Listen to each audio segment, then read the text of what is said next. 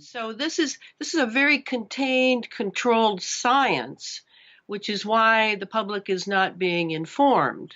They, yes, they're weaponizing it. Are they worried about Russia and China? Well, I don't think that way anymore since I've taken this journey. I think it's more that our politics and political situations in the earth are more about class than nations, nation states. It seems that the elites of China and Russia and the United States and UK and Saudi Arabia and maybe even Iran are all in some sort of collusion, much as the Manhattan Project was. There was a lot of give and take back and forth because scientists really see themselves as international citizens. They don't really view themselves as I would say that's more nation-based true. patriots. So I tend to think that they're all studying this and coming up with things. But of course, the U.S., being the youngest nation of most nations, is always a brat and always kind of takes off on its own and maybe pushes the others to work harder. Maybe there's a reason. It's a sort of Jacob and Esau, Cain and Abel kind of situation with the competition among nations. But that's basically how it works to get the energy down here. And once you've got it down here, now you can start steering it, like the weather systems. They take that weather off the South Pacific. As it's a moisture system, it'll come in naturally. It is natural. There's very little natural weather anymore, by the way, or natural clouds. They're all plasma clouds that I see, and I live in the Pacific Northwest. How do you tell if it's plasma or natural? How can you Well, see that? yeah, you train yourself to be able to see. On the one hand, we're back in our perceptions, right? I mean, in a way, our media rich environment and civilization has completely cut us off from our own confidence in our perceptions. So now we look at the news to tell us what's going on around us. That's a really a Uh, good point. Yeah. Yes, we've been mediated, as Marshall McLuhan put it, way long time ago when I was a young woman. So now I'm back to my perceptions, and now I'm training my perceptions because this is a chemical sky now. This is not a natural sky of just water condensation, particles with a little bit of pollution going skyward that are involved in acid rain, et cetera. The old way that we thought of things. Now we're being doused and inundated by chemistry every single day. And it's impossible to get, for example, it's impossible to get the formula for the JP8 fuel of commercial and military jets. They use pretty much the same fuel, though the smaller jets may have something a little more to take them at higher altitudes. But it's impossible to get because it's classified. It's classified. Well, they classify everything, right? I mean, so it's so Yeah. difficult. And we are seeing, that's where the perception is really important. We are seeing things go awry medically in our own bodies. You know, the autism rate is high, the cancer rate's higher it's ever been. I mean, we're seeing all this stuff, but yet the media wants to tell you that everything's okay. And no, you got to look at your perception has to be, you have to have critical thinking skills more than that. And so this is really, great for people to be able to, I love listening to you. Sometimes I'm forgetting my questions because I'm just sitting there listening. um, but you know, you were talking about Clifford, right? The scientist that, now he compared the, regular, condensation. He tracked that and what was in that compared to what was in a chemtrail, and he could scientifically see what those differences were. Yes, but after he had been able to collect precipitation and what was in his HEPA filter and analyze it. And we're talking a shoestring budget here. This is not a NASA, well-funded scientist. This is a guy who used to work for the DoD and the Bureau of Land Management and left, as many scientists are. We have a few really ex-NASA people in our movement who are just fed up with the need to know basis, the compartmentalization, the secrets, the lies, the deception. And Clifford was able to slowly see that, oh, yeah, this is not ice crystal condensation.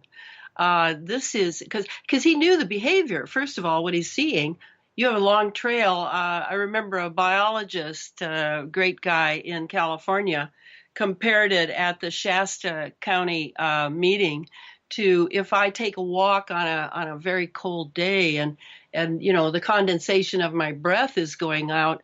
If it's true that this is just a condensation trail, then you're going to see my breath for the last 2 miles I walked, and that's ridiculous. If it's water vapor, it's going to just dissipate within 30 seconds from a jet at 30,000 feet, 35,000, 40,000. But if it's chemicals, and the fuel is made of chemicals, I mean, what is the problem here? All the fuel is spewing out chemicals, and we know approximately what's in it: barium, strontium, aluminum, etc. Then you're going to have that in the atmosphere, and it's not going to dissipate. It's going to fall because it has nanoparticles in it, and gravity holds sway, and down it comes. But it's in the air, and it's tiny, and we're breathing it in. It goes in our lungs, then it goes in our blood, then it goes easily past the blood-brain barrier. And lo and behold, we're at the statistics of increase in Alzheimer's and autism that's going through the roof. Yes, so it is. I mean, this is not making it up. And gee, Lana, you're not a scientist. I'm just thinking my way through this, like anybody can, if you take the time. Yeah, and they found that I had a scientist on, Dr. Boyd Haley, that actually was able to pull the mercury out and other heavy metals out of our brain in a way that's healthy, because if you just do that and it goes through your system, it can be very damaging. And so he created a compound reversing autism, all sorts of stuff. So they know that in our brain is causing so many of these problems. Yes. And so it's so important for us to understand this. Now, the space fence term, the coin, that was actually coined by Lockheed Martin or the powers that be. This isn't something you came up with. This is the real term for what they're calling it. How far along in this process are they? Are all the satellites, the 2,000 or so that's going to be going up over the next couple of years, is that part of this whole deal? Yes. It's a done deal, Sarah. We're under it now. The AI is functioning. The only thing missing in my mind is the 5G. And the 5G is millimeter wave technology. And this to me is not the cherry on the cake. This is the linchpin. And this linchpin will avail them. See, I've been wondering ever since I read Ray Kurzweil, his thoughts on singularity, and I should explain that for listeners. Singularity and transhumanism are quite similar. They're about the enhancement of the human being to perhaps something which will be not so human anymore. So we have the cyborg. We have, I think her name is Sophia, who's now a citizen of Saudi Arabia.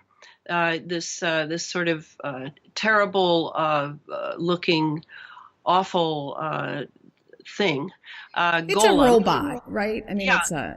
it's a. Well, I think it's more like a golem because I'm not sure. There's the old Newtonian thing: nature abhors a vacuum.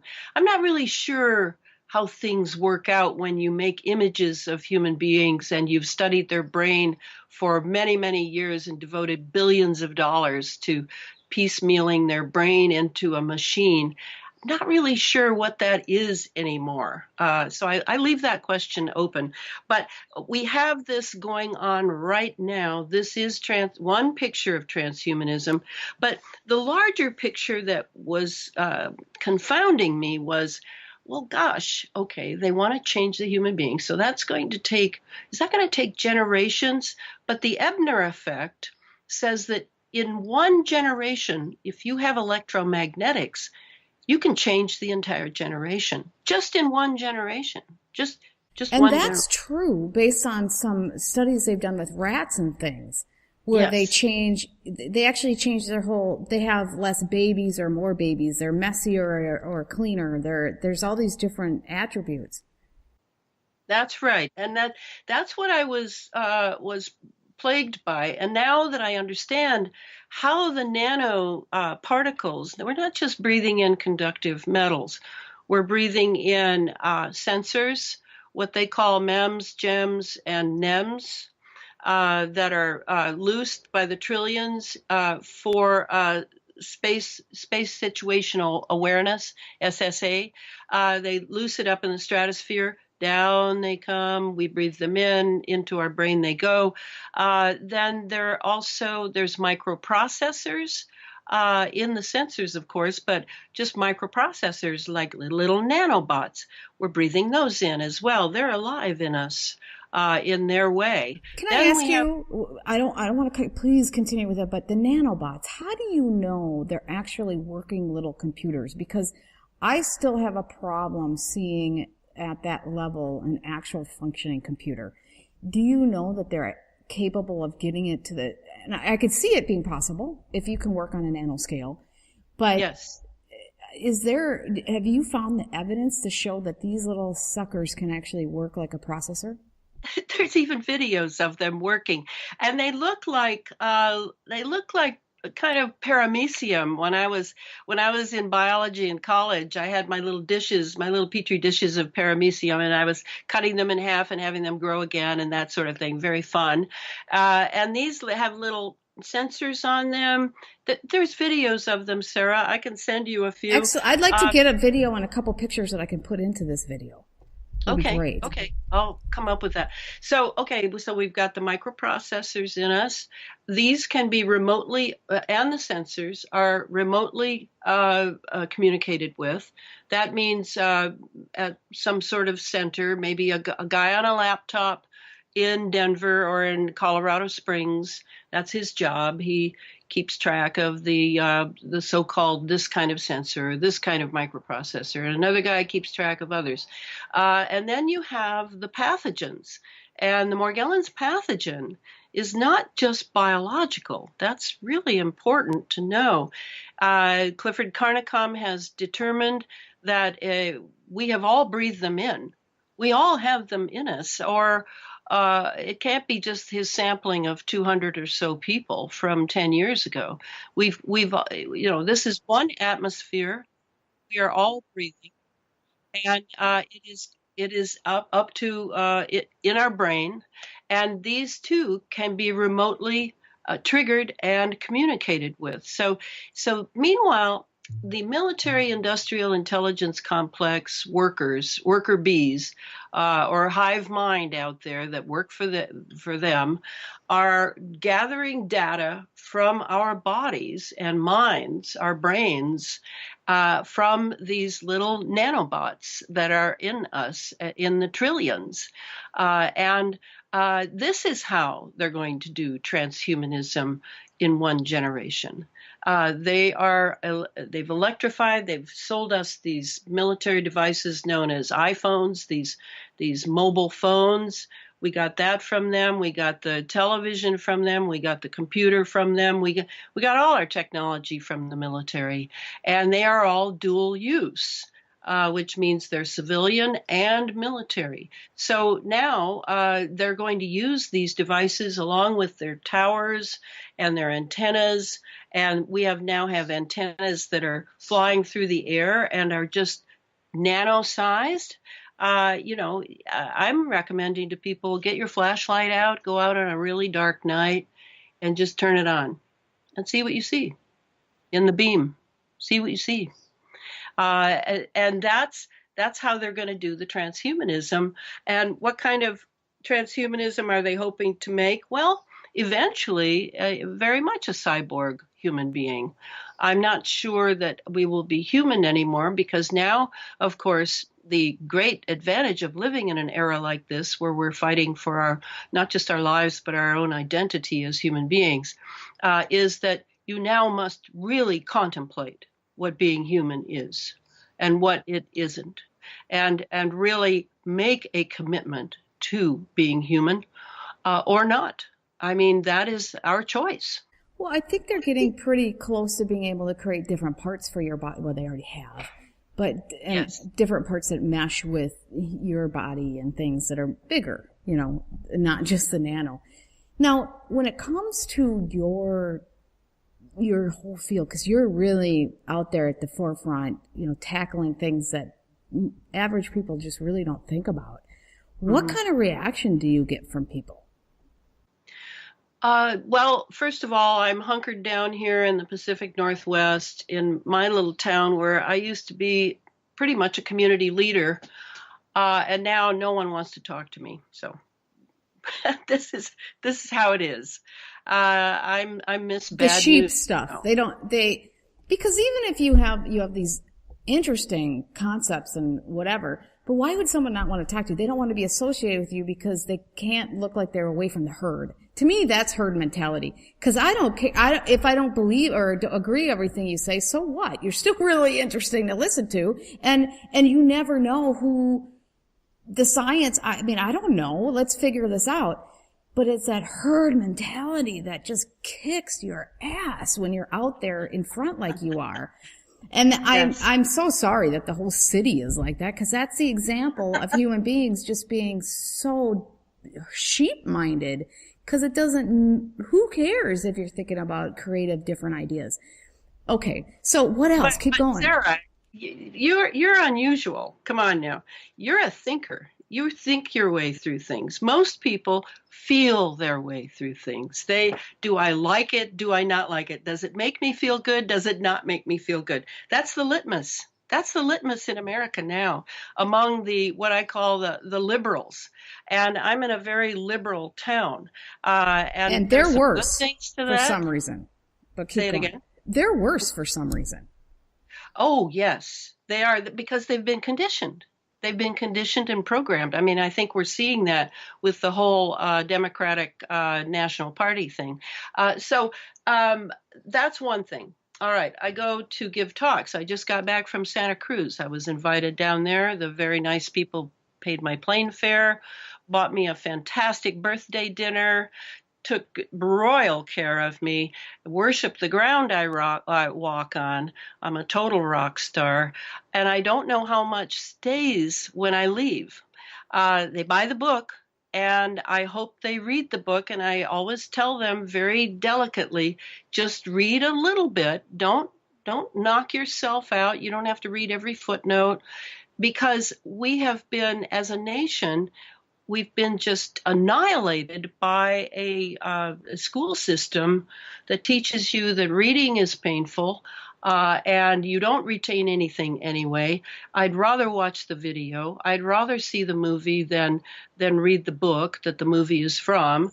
I'd rather have see just go into alpha wave and watch someone pour it into my brain than do the work that reading requires.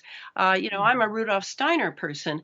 I mean, you have to really use your brain if you're going to read Rudolf Steiner in translation on top of it. So I love using my brain. I have not been programmed and conditioned to just feel my way through life. I believe in intellect. I believe in ideas, that they're powerful. I don't know there's anything in civilization that didn't come from an idea. And so that's why I fight so hard when I do visit people to give them some confidence that you can do this. We are a citizens movement, whether they make fun of us with a CIA term called conspiracy theory or not. Doesn't matter. That's what the CIA does best. It sneers and smirks. I've met some of those. Yeah, it does. So, we're on our own. but we're on the right side. We're on the side of truth, justice, and the real American way. We're the ones that are trying to salvage and put in its place this elitism that has dominated humanity for centuries, if not millennia. And it's our turn to take the fight up. And come on. And that's kind of how I do it with the people that are willing to listen. I certainly have a lot of Facebook people. A lot of people follow me on the internet. And then I see people when I go to give a talk here and there, and that's how I do it. Otherwise, I'm just here writing, hunkered over my computer, and taking myself out for a nice dinner once in a while, because I have no one to have dinner with. Oh, have dinner. Sometimes that might be okay. With all the stuff I'm bombarded with, I'm like, I just kind of want to be left alone every so often. Well, there is a price, isn't there, for being known? There's a price. And I'm a little bit more known because this book is really going through the roof. And it's too many emails, and I want to respond to everyone. Too much Facebook activity. I'm like 700 things behind now because I took a trip out of town. But I'm happy. There has been growth in this movement, Sarah. There has been. I am seeing more people waking up to some degree, and I'm very encouraged by that. Well, more people are leaving the herd and saying and having the confidence to question things and look into different ways of thinking. And and when I said the left is worse, that liberal left, there is a tangent on the other side that's pretty bad too. Yes. If you criticize Trump or whatever, or if you even point out anything bad, then they get mad and unsubscribe, and I'm never coming back. So but there seems to be, with more of us coming out and saying, it's okay to question things. It's okay. You don't have to be right all the time, but we got to figure it out. There is no roadmap, and you can leave the herd. You're safe. We're creating another herd that's going in another direction that's making it safer for people, I think. And I think you're seeing it. The timing is really right. The internet has done a lot, opened up. Now I'm really censored. My show is. I can just tell. I mean, it's really obvious. Yeah. And I have actually facts. I have a show that says this is what censorship looks like. And I covered mine and my stats and then other things that I saw. I haven't really analyzed it lately, but it's obvious to me. But besides that, at least we have an outlet to be able to communicate with each other and give people the confidence it's okay to look at these other things. And you don't have to believe it, and it's okay still to have your brain go there and think about it, because then you might open your mind to seeing the world a little differently. Yes. Yes, and to counter the conditioning. I mean, I'm serious that, I had a pretty good education in New York when I was a kid. And I have watched it go down the tubes. I was a high school teacher for years. I was a Waldorf teacher for years. People finally bring their children to Waldorf and pay this gigantic tuition because they want their children to really have a brain when they finally come out the other end of the toothpaste tube of the education. And I'm seeing people graduate from college who can't think their way through a paper bag. Oh, I agree with you 100%. They don't know the difference between thinking and feeling. That's a really serious thing. And this adulation of feeling over thinking, what they're thinking of is the abstracts they were taught in the name of education, but which had no substance whatsoever and were just these ghost-like filaments called abstracts of who won what battle and when this happened and here's this chemical formula. There was no story behind it. There was no meaning behind it. And I really am so sad, and I apologize to all students who had teachers like that. But then if they hadn't had those teachers, the ones like me, we don't last in these schools. No. Believe me, I know. We have to leave because we are not allowed to really think and be free in what we're teaching and how we're teaching it. We've got to teach to the test now. Yeah, it's too bad. I'm starting to think that homeschooling is really the way to go. When I started, I'm like, I'd never be able to homeschool my kids. And now I'm like, gosh, my kids are all graduating, but they're much more open because they get to hear me talk and my husband talk about stuff like this. So it's helpful. Yes. They're feeling a little alienated at times at school. But I can see the whole homeschool, why they do that. The problem Yes. is that you really got to expose them. If you're just exposed to me, it's not, I don't know if that's a good thing, because you got to work in the real world. So Yeah. how do you counteract that and make sure kids have a good education, but not isolate them from the real world, And so, and I'm sure I just started thinking about it, so I'm not an expert, and I'm sure there are a lot of people, and I know there are a lot of people who've been thinking about this. So, but it makes me realize how that homeschooling, there's something really good behind that if you can make sure they're not isolated. Yes, and if you haven't had the advantages of a good education or a homeschool education, it doesn't mean, oh, well, life's over, that's it, I have to be this drone.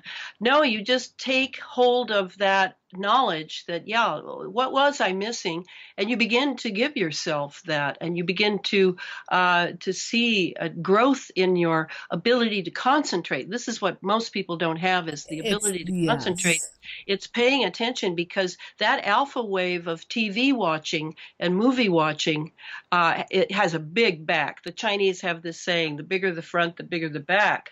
Well, that's really true in the visual arts, because you will not be able to concentrate in beta waves. You need beta waves, baby. And that's why I discipline myself very much. I'll watch a movie now and then if I can find a free one on the internet, but I will not go to movies and just see movies, or documentaries, because there's a director that decided how much they want me to see and what they want me to think, hiding behind those movies and documentaries. And I'd rather read the book so that I can make my own decision about the text. I'm a big text believer, but of course, I'm old school. Oh, well, what do I know? Well, I just think the new way, which is video and stuff, it gives people the opportunity to see experts like you and to be able to ask questions and do all these things. It's opening up people to a whole new mindset. But I agree with you 100%. One of the things that I did, I had 300 students last fall at the University of Minnesota. I teach too. I'd love to keep teaching, that would be great, but we'll see. Cause I like to go in to think about different stuff, and, critical thinking, and really teach that and not be afraid to think about different things. But one of the things that I stick with I gotta stick with what they need to get out of the class. I'm pretty traditional that way, making sure I do a good job. But one of the things that I, do is I spend a lecture talking about listening skills, and that true listening is a skill. And because your brain can move a lot faster than somebody can talk. And that you have to discipline yourself to be able to truly listen. And it's the same thing with reading. You have to create that discipline to be able to read and concentrate.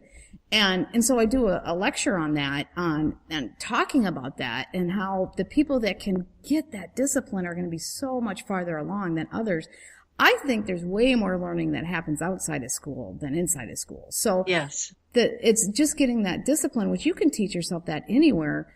But it takes time and patience, and it's work. It's just like working out, Yes, and if being a Steiner person, Waldorf person, I have been conditioned by the idea that, and it wasn't just that, it was how I was as a child. I was an only child, and I had a whole world, and I read early, and I had immigrant grandparents I needed to translate letters for, and so I came early to the idea, wow, knowledge is really, it just opens doors. It just opens a whole world, a million worlds, as many as are in books and hidden. And Steiner once, he said it exactly how it is, that what is written in a book is like it's in a little cemetery. He said, books are little cemeteries, and your job is to resurrect the idea sleeping within the book. And that's really it. If you have the will force to bring that idea up, you can enter whole worlds. And I've always seen that. That's why I always write it when I inscribe books to people. I always say knowledge is power, because it is. And the elite masters know that. That's why they covet knowledge. They keep it to themselves. They control the patent office. They control inventors. They'll even get rid of inventors and steal inventions and hold them until the opportune time that they want to release it into the public to make money, to get more power, to whatever. But knowledge is power. Scientia est potentia. Very important. Well, and there's historically, to control people, they control knowledge. It just is what it is. And when the printing press came, a lot of people were nervous about books because of that very same reason. Because they know that knowledge will change the culture and they will lose control. So every single, slavery through, everybody's been a slave, every type of group of person, but they've always controlled them through that. So it's just historical fact that's what they do. It is what it is. But, and I always think it's funny that we'll look at history and see that is fact. All through history it'll happen, but in this today and now it's not happening. We can't allow, it's like people have this cognitive dissonance where it happened all through history, all this fact, and they believe that, but right now it's not. Well, I think it's the same. They're waiting for the history writers to write the history, and who our historian is the New York Times. I'm sad to say, the New York Times decides what is history and what is not history. And that's the way it's always been. I mean, that's been one of the big reasons I love history is digging into books like Howard Zinn's, The People's History of the United States of America. I mean, Howard Zinn was able to show you, he did the Native American side. Hey, guys, there was another side to this. He does the underbelly. Well, in my Sub Rosa America series, I go even one level below, and I go into the occult America. The Brotherhood's America. This country has been run by brotherhoods since day one. Well, go ahead. Oh, but I was just going to say, you are so right that people want to say, oh, well, that was before. Now this is real. And, it's different. It isn't different. We're living in an era in which our Vatican, our Roman Church, like in the Middle Ages, our Inquisition, is this space program I'm writing about. This is it. And it connects to the vaccines. It connects to the GMOs. It connects. I mean, Sarah, we could go on and on and on as to the connections of how we are being plugged in to the very environment that will assist in transforming us in a transhumanist singularity way. Okay, so how can people get hold of your books? Well, they're on Amazon, evil Amazon, and they can also write Feral House directly. Feral House published them.